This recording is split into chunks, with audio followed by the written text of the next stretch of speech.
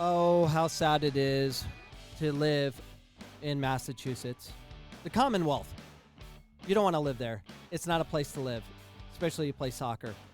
Yeah, it's bad. And that's all we're going to talk about. That's all it's needed to talk about.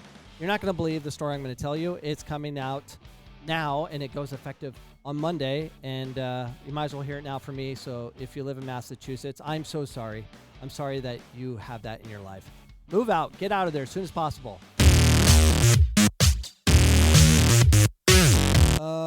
Massachusetts Youth Soccer Association, I am so sorry. You guys work so hard to have all these mandates, and you put everything together to make sure it's safe for the kids to play soccer. You had all these guidelines. You're gonna have everything completed, and then you'll be back to normal by September 1st or whatever their deadline is or whatever. But they're working hard, but it's not hard enough. You know why?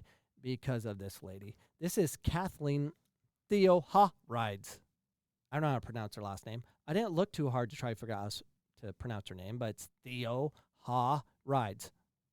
Theoharides. She came in on her horse, and she's like, good job, but not good enough, and we're going to make sure you cannot do it. She is the Secretary Executive Officer of Office of Energy and Environmental Affairs. That's what she does. She oversees the Commonwealth's 6 environmental, natural resources, and energy regulatory agencies, which includes, but not limited by, she does more things, the Department of Environmental Protection, Public Utilities, Energy Resources, Conservation and Recreation, Agriculture Resources, and Fish and Game. She also serves on a number of boards, because this is what they do. When you are this white and have this much white privilege, what you do is you get control, you tell everyone what to do, and you participate in a lot of meetings, so it looks like you're busy, and you just talk, and you make committees that formulate more committees and executive committees within those committees to come back and report a month later about whatever you were discussing, and that's what happened. So they created a committee. I don't know who served on this committee. I didn't look too hard. It's just too much work. But she oversees it. She's by herself. And I'm sure she had many people that were reporting to her that were giving her guidance so she could make sure she can institute more guidelines beyond what the CDC tells us to do and U.S. Soccer and all those things. So, yeah, that's what's rolling over there. But here we go. So, Massachusetts Youth Soccer Association did a great job by putting in these new putting in guidelines. They did all this stuff, and it keeps getting updated and making changes based on the science, because the science, you got to listen to science. It's forever changing. But they have these guidelines, and look, they did a great job of making sure, they're doing these things and return to activity. They had 4-phase approach. They're doing all these, making sure the soccer balls were scrubbed down and taken care of, just anytime someone touched the ball, they got Windex and sprayed it with Windex and wiped it with Kleenex and then threw the Kleenex away in the number 2 garbage can, and then got new gloves, but they put their wasted gloves in the number 3 garbage can, and they just keep things orderly over there. But they have modifications nonstop. But right when they thought they had everything figured out, they had to keep modifying this to, let's just get to that. All right, here we go. So here is the EEA. This is Kathleen Theoharides' suggestions. No, I'm sorry, guidance. And they're mandatory now.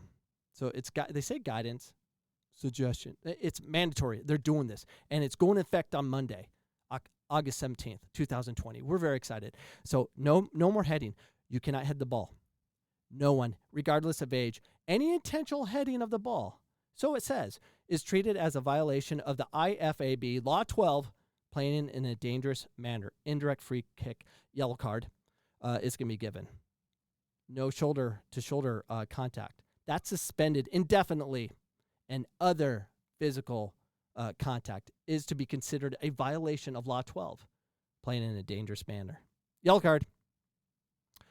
Slide tackling. Whenever within 6 feet of another player is suspended. Wait, what are you slide tackling? The goalpost? and this is how you can tell, Kathleen put this together with her committee and her subcommittees and, whatever. Yeah, you can't slide tackle. So no sliding, I'm assuming, but so you can't slide tackle. So slide tackles, just say slide tackles taken away. And if you do, you broke law 12, danger in a dangerous manner. Yeah, so you're playing in a dangerous manner, indirect for the other team, and misconduct, yellow card. Yeah, and they better get more referees to oversee all this. They're going to need VAR to see who's breaking what rule. And you just can imagine all these new rules. And these coaches that have to win, they're going to be screaming at these refs nonstop. They're not 6 feet apart. They use their head. It wasn't intentional, but they used their head. They slide tackled the grass. I don't know. This is not good. Anyways, the throw-ins are banned. No more throw-ins. They're suspended and they're replaced with kick-ins. So the modification procedures go like this. You got to you don't have to maintain both feet on the ground. They actually put that in there. So a player taking a kick-in must be facing the field like a throw-in, but you need not keep both feet on the ground during the kick-ins. Okay. Thank you. Thank you, Kathleen. You can tell she comes from soccer. By the way, she put guidance for all sports. And then this non-contact sports like tennis, golf can resume as normal. But soccer is a contact sport, especially in Massachusetts, because they are not that technical over there. They are very bad at soccer, and their touch is so bad that there's a lot of car accidents on the field because they're just flailing about. This can be so hard for them to pay attention. Can I go to the ball? Whatever. What I like best about this, listen to this. The ball may not be kicked directly into the opponent's penalty area. So you can't even kick it near there because that might cause more headers, I guess, that you're not allowed to do. So you can't kick it in that direction. All opponents must stand at least 10 yards, 8 yards for the small-sided, from the point of the touchline where the kick-ins are to be taken, like any indirect kick. And Law 15, offenses and sanctions for throw-ins apply to kick-ins. Okay. The ball may not be kicked directly in the opponent's penalty area. Okay.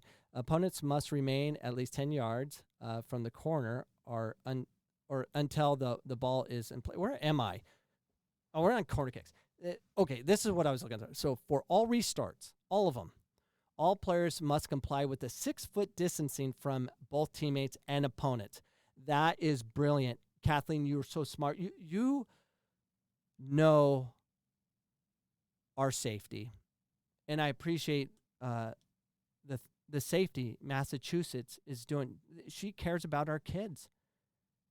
She cares so much. She instituted that once they get in the scrum, attacking the ball, but once the ball goes out, they have to immediately sprint away from teammates, players, everything at 6 feet just to be safe.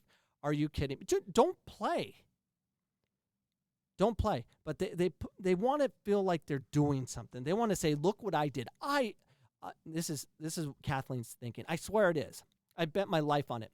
Kathleen did this to look what she did to put it on her resume. During COVID, I created modifications with modifications to every sport with proper guidance for safety, and I saved lives.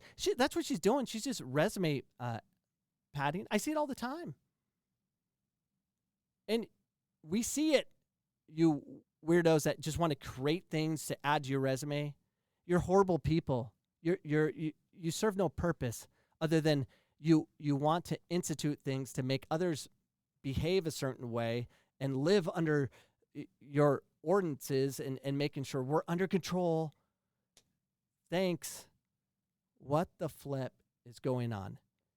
So no heading, no throw-ins, kick-ins, but you got to keep you can take 1 foot off the ground or whatever, and all restarts 6 feet apart.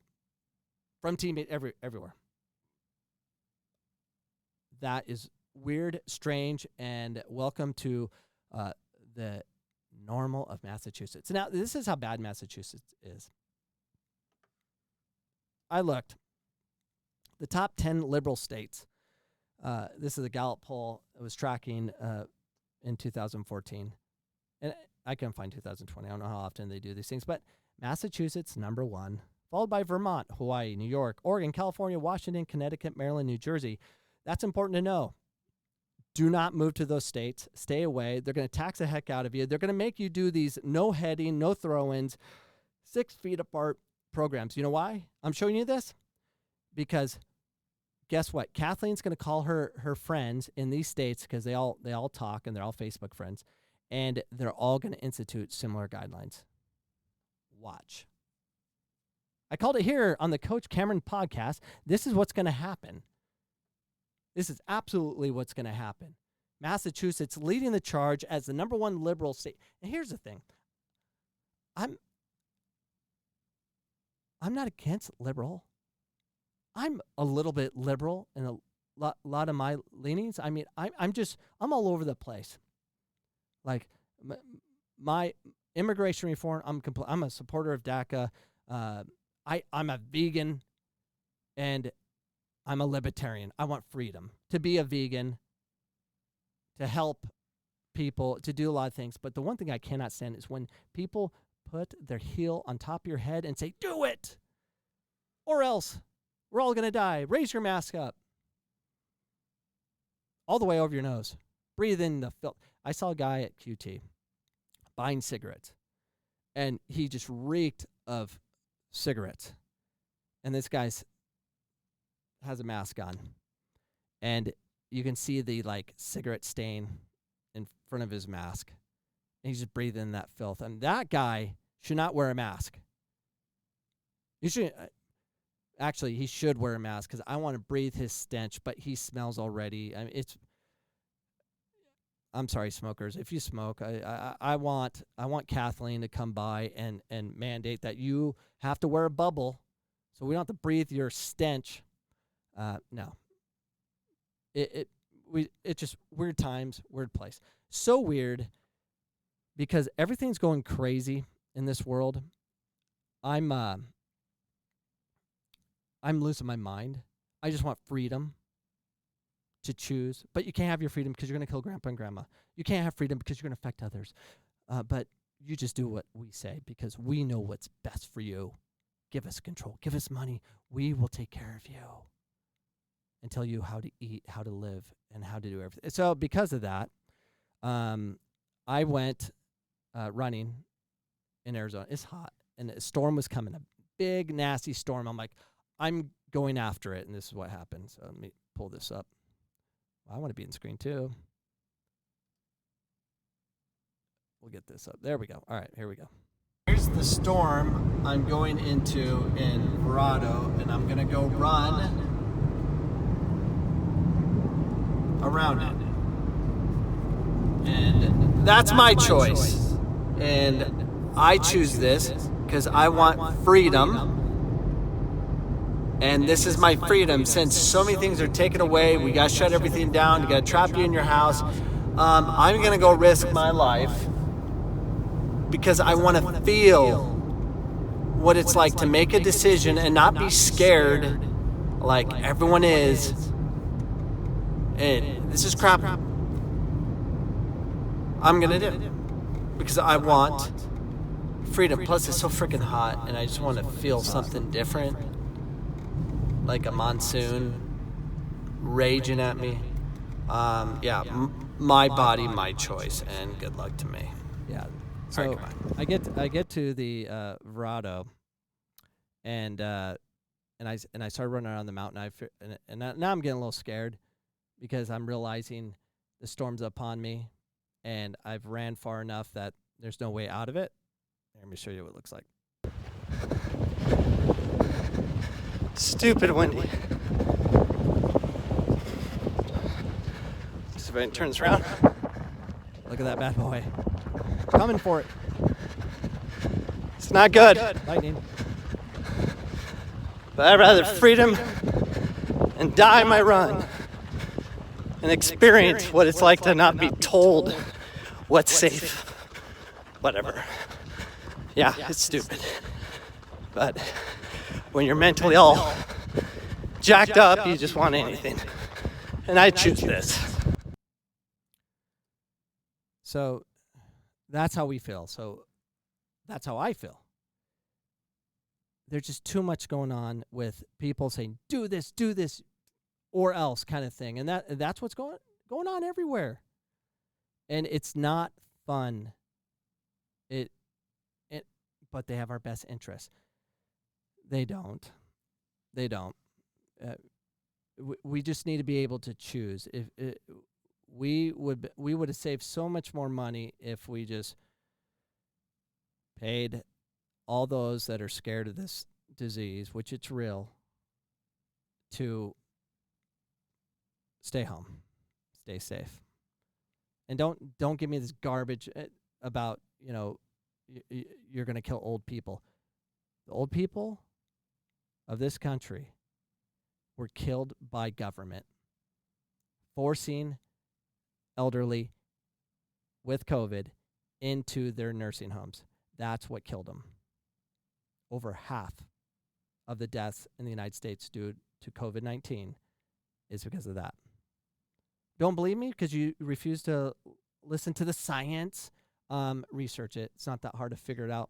And they're not even posting the updated ones anymore because we're going to be talking about this for years upon years because government screws up repeatedly. They're a bunch of idiots that run for office, and then we give them power, and they abuse that power, acting like they know what they're doing. They don't. They'll just create some weird rule like everything's a kick-in, and you're allowed to lift a foot off the ground.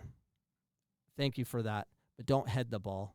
And you're going to get a yellow card. There are going to be so many ejections in soccer, Massachusetts, because they're not going to be able to follow those rules.